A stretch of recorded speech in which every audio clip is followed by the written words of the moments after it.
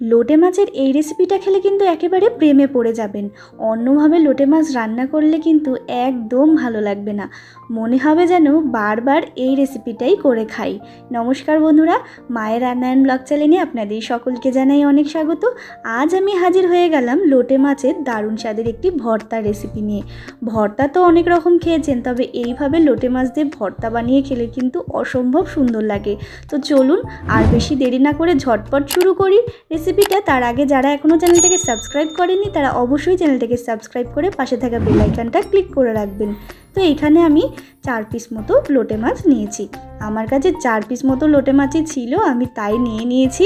এরপরে মাছটাকে ভালো করে ধুয়ে পরিষ্কার করে তারপরে লবণ, হলুদ এবং লঙ্কার গুঁড়ো, মানে এখানে কাশ্মীরি লঙ্কার গুঁড়ো কিন্তু ভালো মতো বেশ মাখিয়ে নিচ্ছি কষলে, যাতে মাছের মধ্যে ভালো মতো লবণ, হলুদ এবং লঙ্কার গুঁড়ো ভালো মতো ঢুকে যায়।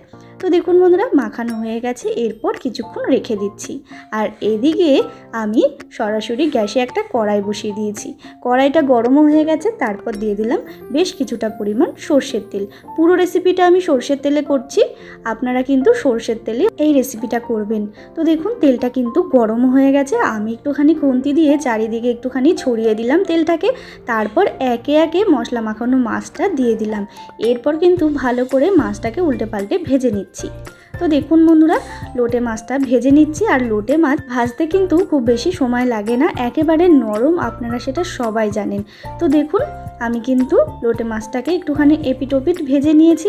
এরপরে দিয়ে দিলাম আমি এখানে কুচনো পেঁয়াজ, কুচনো রসুন আর দিয়ে দেবো কয়েকটা শুকনো লঙ্কা। ব্যাস, আর কিন্তু কোনো উপকরণের কোনো রকম দরকার নেই। এইটুকু উপকরণেই কিন্তু দারুণ রেসিপি একটি তৈরি হয়ে যাবে।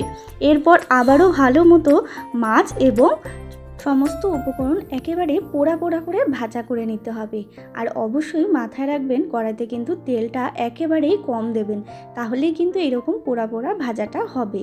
তো দেখুন আমার কিন্তু ভাজাটা একেবারে কমপ্লিট হয়ে গেছে। এরপরে আমি একটা প্লেটের মধ্যে নিয়ে নিয়েছি। আর আমি কিন্তু মাছটাকে একটু ঠান্ডা করে নিয়েছি।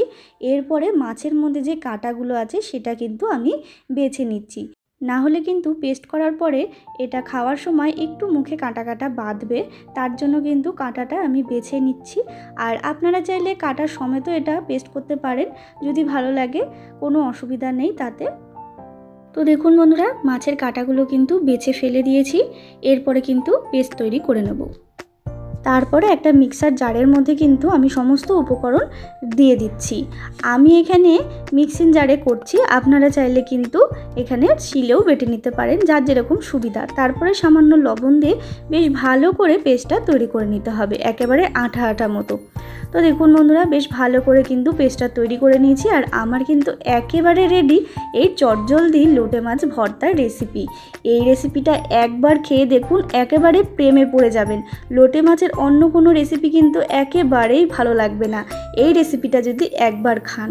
আর খুবই কম উপকরণে রেসিপিটি তৈরি হয়ে যায়। আমি কিন্তু লোভ সামলাতে না পেরে একেবারে বসে পড়েছি ভাত নিয়ে। কি অসাধারণ যে হয়েছিল খেতে এই রেসিপিটা, আপনারা না খেলে বুঝতেই পারবেন না। অবশ্যই বাড়িতে একবার হলেও তৈরি করে দেখুন। আর এই বর্ষার সময় কিন্তু এই রকম ভর্তা টাইপের রেসিপি ভীষণ ভালো লাগে। তো বন্ধুরা, আমার এই রেসিপিটা কেমন লাগলো অবশ্যই কমেন্ট করে জানাতে ভুলবেন না। ভালো লাগলে অবশ্যই একটা লাইক করবেন, শেয়ার করবেন। আর যারা এখনও চ্যানেলটাকে সাবস্ক্রাইব করেননি তারা অবশ্যই চ্যানেলটাকে সাবস্ক্রাইব করে পাশে থাকবেন নিত্য নতুন ভিডিও দেখার জন্য। আবারও হাজির হয়ে যাব নতুন কোনো রেসিপির সাথে। ততক্ষণের জন্য ভালো থাকবেন, সুস্থ থাকবেন। ধন্যবাদ।